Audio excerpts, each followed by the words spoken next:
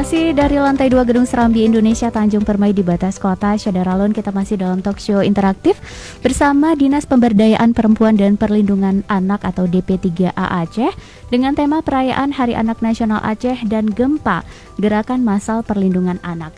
Untuk Anda yang ingin bergabung silakan di 0651637172 atau WhatsApp di 0811689020. Dan Anda juga bisa menyimak talk show kami via streaming di www.serambifm.com atau via Facebook di Facebook Radio Serambi FM Banda Aceh, Facebook serambinews.com, Facebook Serambi On TV, Prohaba, Zikra, dan Serambi Group lainnya. Nah, Syadaralun, seperti yang saya katakan tadi bahwa tema kita adalah perayaan Hari Anak Nasional Aceh dan Gempa, Gerakan Massal Perlindungan Aceh. Mari kita tanya terlebih dahulu ke Ibu Diah nih. Saya mau tanya nih Ibu Diah, sebenarnya Gempa, Gerakan Massal Perlindungan Anak atau Perlindungan Anak Aceh ini sebenarnya apa sih Bu? Kenapa diinisiasi? Ya, kalau kita beranjak mundur tadi dari tema ya, anak terlindungi Indonesia Maju. Jadi temanya tuh selalu kita perlindungan anak nih pada Hari Anak. Nah, kita pintu masuknya dari situ. Kemudian kalau untuk di Aceh memang kita masih angka tindak kekerasan itu masih tinggi sehingga membuat kita prihatin dan kita ingin mengajak semua bersama-sama nih ya. Nah, tentunya ada suatu gerakan apa nih sih, kemarin tuh cari-cari apa ya, kita gerakan bersama yang maksudnya bisa menyatukan semua pihak sehingga kita bisa, ini loh punya kita, ini yang harus kita lakukan gitu ya. Jadi istilahnya kalau zaman bahasa now-nya itu branding ya. Brandingnya apa? Nah, ini yang kita pikirkan kemarin, banyak pilihan-pilihan. Tetapi kemudian ternyata yang cocok itu kayaknya lebih simpel gitu, gempa. Karena harapannya kalau gempa itu identik dengan Aceh ya, bukan kita berharap terjadi gempa di Aceh ya, tetapi kita harapannya memang dengan adanya perlindungan anak ini sedikit bergema lah, sedikit heboh gitu ya. Jadi sehingga kita memilih memang namanya yang agak spektakuler gitu. Aduh, ada gempa di Aceh gitu ya. Ada gempa lagi nih kita. Nah, tapi ini gempa kita adalah positif, gerakan massal untuk perlindungan anak gitu. Jadi di gempanya bukan bencana tapi positif ya. Iya. Jadi mungkin kita bisa secara filosofi mungkin bisa mengubah gempa itu bukan bencana saja tapi ada namanya gempa tapi untuk melindungi anak Aceh gitu ya. Iya, karena kalau ini kita tidak ada gerakan ini terjadi bencana juga di Aceh ini karena anak-anak kita menjadi banyak yang ada tindak kekerasan dan lain sebagainya yang kurang perlindungannya. Oke. Nah, Ibu, kalau kita lihat berarti gerakan gempa ini, maksudnya gerakan massal perlindungan anak ini kita inisiasi karena memang banyaknya perlakuan yang tidak menyenangkan kepada anak. Apakah sebelum gempa ini mungkin pihak-pihak yang terkait ini artinya tidak mampu untuk melindungi anak sehingga harus ada gempa ini, Bu? Kalau dari perjalanan panjangnya kita sudah tahu tentunya dari tahun ke tahun perlindungan anak ini selalu kita upayakan untuk menjadi lebih maksimal lagi. Tetapi kadang-kadang kita juga perlu evaluasi, introspeksi diri, kenapa ya masih terjadi terus. Nah, kenapa juga kami dari tim penggerak PKK kenapa ya tidak bisa dicegah gitu. Padahal kita punya tim penggerak PKK sendiri, itu kan memiliki jejaring sampai dengan desa-desa. Jadi level PKK itu dari nasional, provinsi, kabupaten kota, kecamatan, kemudian sampai ke desa yang ketuanya adalah istri geci ya. Dan kita di desa itu mungkin memiliki 20 lah pengurus. Nah, kenapa itu tidak bisa gitu dicegah dari yang tingkat paling awal? Nah, kenapa terkait biasanya yang kasus-kasus tindak kekerasan ini seringkali kita temui itu adalah dari keluarga-keluarga sendiri yang melakukannya. Tetangga dekatnya, pamannya, ayahnya, kakeknya, itu kita bingung juga. Nah, untuk itu dari tim penggerak PKK ingin memberdayakan ini ya, kita tim penggerak PKK kita di lapangan untuk bisa menjadi alat bantu kita, alat lapor kita, alat deteksi kita yang lebih dini lagi. Jadi kalau bisa udah ada niat jahat pun udah kita pegang. Nah gitu. Jadi jangan sampai udah berkali-kali baru kita repot. Tetapi niat jahatnya pun jangan sampai ada. Nah untuk itu kita kan perlu memberdayakan tim-tim penggerak PKK di tingkat desa.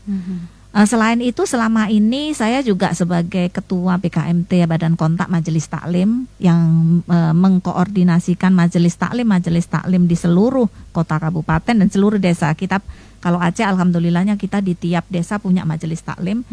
Nah ini saya juga memasukkan di sana unsur perlindungan anak itu jangan sampai lalai. Kalau boleh kita bilang adu ngaji dan lain sebagainya, tausiah dan lain sebagainya, tapi kalau kita tidak bisa melindungi anak-anak kita nih bagaimana nasib kita. Jadi itu yang dalam rangkaian kita ajak bersama-sama. Tetapi kemarin mungkin kita bergerak sendiri-sendiri ya di tingkat level desa.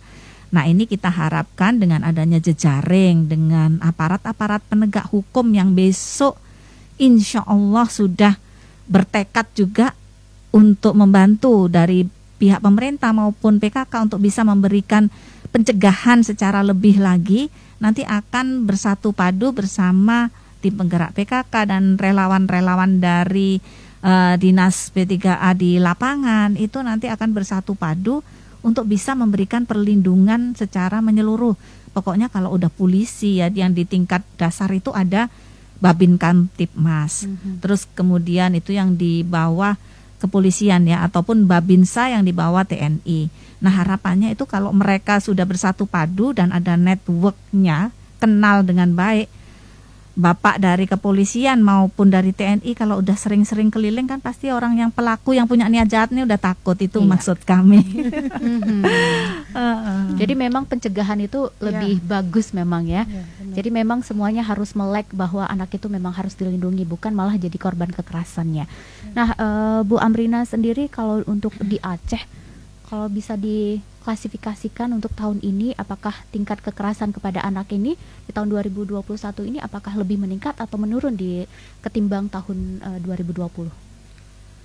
Kalau melihat pelaporan di aplikasi Simfoni ya yang dibuat oleh Kementerian Pemberdayaan Perempuan dan Perlindungan Anak dan juga itu dipakai oleh Provinsi Aceh, dari proses dokumentasi angkanya menurun. Tapi tadi dengan catatan karena pandemi banyak layanan juga tidak bisa maksimal. Diakses, ya. Yang kedua masyarakat juga kan terbatas ya untuk mengakses layanan. Nah kemudian juga ada situasi yang case-case ketika keadilan kepada korban juga tidak bisa mendapatkan pada angka yang sesuai dengan harapan, ini juga berdampak ya.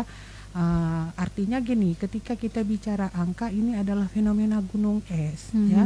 Tetapi kalau kita lihat trennya ada penurunan, ada sedikit penurunan.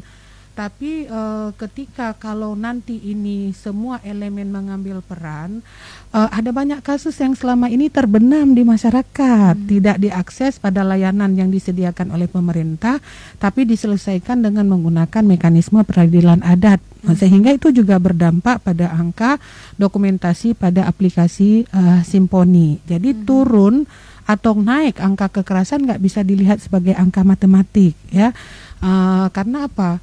Modus dan jenisnya serta dampak yang ditimbulkan dari kekerasan terhadap anak khususnya kekerasan seksual mengerikan hari ini untuk Aceh ya.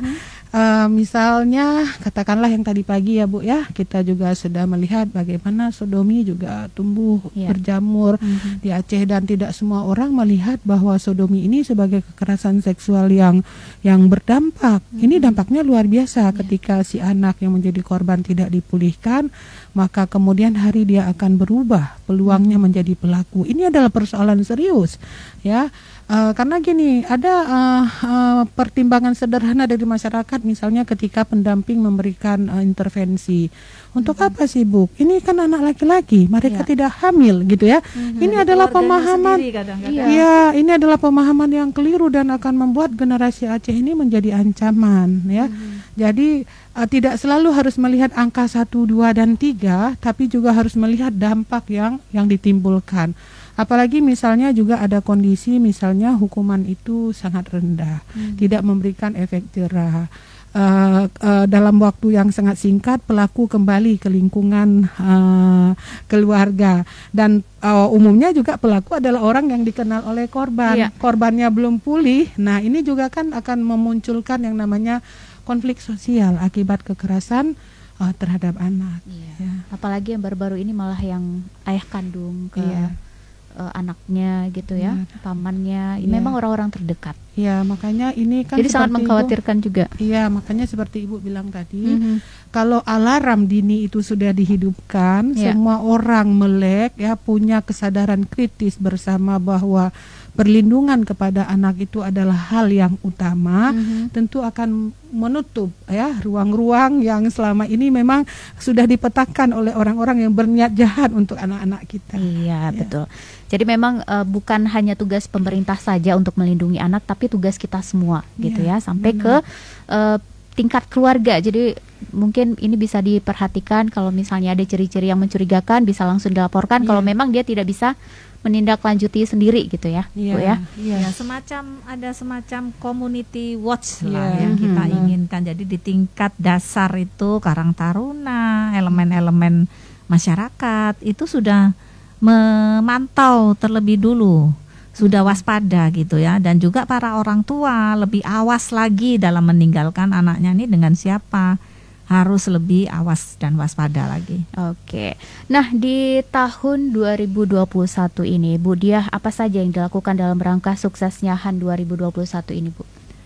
Baik, jadi kita pengennya memang agak heboh ya HAN ini, dan kita nggak mau cuman sehari. Saya bilang nggak mau lah, udah bosan kita gunting-gunting pita ataupun apa cuman sehari kemudian selesai tanpa ada tindak lanjut. Jadi untuk itu kita memang yang HAN kali ini kita menjadi satu rangkaian kegiatan besar yang kita harap sebagai sarana sosialisasi juga gitu ya.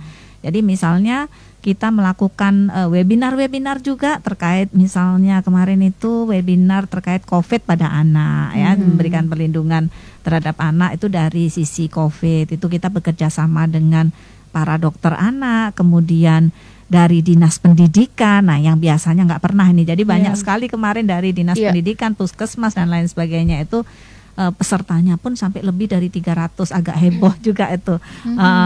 Ya alhamdulillah banget gitu ya, artinya banyak yang mendengarkan, karena kalau tanpa ada didekatkan antara sumber informasi yang terkait dengan kesehatan, terkait dengan hal-hal yang terkini terkait COVID, tentunya para pendidik yang secara sehari-hari nih bergaul dengan anak-anak itu pasti jarang sekali yang tidak berada di sekolah, pastinya semua berada di sekolah. Nah itu bisa nanti guru-gurunya menyampaikan kepada anak-anaknya, dan kita ada bakti sosial terkait dengan juga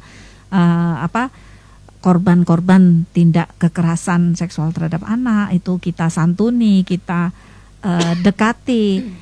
Dalam kaitan kita memberikan motivasi spirit ya untuk bisa kembali hidup secara normal, itu yang kita inginkan. Terus kemudian kita juga melakukan gerakan yang besok kita launching, itu adalah dengan pelibatan 23 kota kabupaten dengan para bupati, para wali kotanya, itu kita harapkan juga untuk menjadi figur yang terdepan ya untuk memimpin terhadap perlindungan terhadap anak ini. Dan rata-rata sih kalau untuk perlindungan anak nggak ada yang nggak sepakat, semuanya oke-oke saja, semuanya bersepakat, terutama kita dengan pelibatan pihak-pihak terkait, elemen-elemen penegak hukum yang kita libatkan kali ini. Jadi nyambung baik itu dari sisi pencegahan maupun penanganannya nanti secara ini nyambung terus. Terus kemudian setelah itu tanggal 30 kita masih juga ada dari saya sebagai Bunda PAUD Aceh juga ingin memberikan edukasi ataupun sosialisasi kepada para Bunda PAUD di kota kabupaten, sekaligus juga mereka yang sampai ke desa-desa. Bunda PAUD di desa-desa itu adalah sama juga dengan ketua tim penggerak PKK, jadi istri Geci ya, yang kita harapkan unsur perlindungan terhadap anak ini bisa kita titipkan kepada mereka dengan ada mungkin bisa memberi contoh hal-hal yang praktis, yang inovatif gitu ya dari tempat-tempat lain untuk bisa dijadikan contoh gitu ya. Yang besok tanggal 30 itu yang lumayan maju ini Aceh Jaya. Nah, kita ingin sekali mendengarkan best practice dari Aceh Jaya, baik dari tingkat kabupaten, tingkat kecamatan sampai dengan desa apa nih ya. Sehingga yang lain nanti kota kabupaten ataupun juga dari desa-desa ini berlomba-lomba nih untuk mencontoh apa sih perlindungan yang bisa kita berikan kepada anak-anak kita. Iya, oke. Jadi mudah-mudahan semua kabupaten kota yang ada di Aceh ini memang membentuk kota-kota yang melindungi anak, istilahnya kayak kota layak anak gitu ya. Baik, Syederalun, untuk Anda yang ingin bergabung silahkan di 0651 6371172 atau WhatsApp di 0811 689020. Kita bakal kembali lagi dalam talk show interaktif bersama DP3A Aceh. Namun sebelumnya kita simak dulu pesan-pesan berikut ini.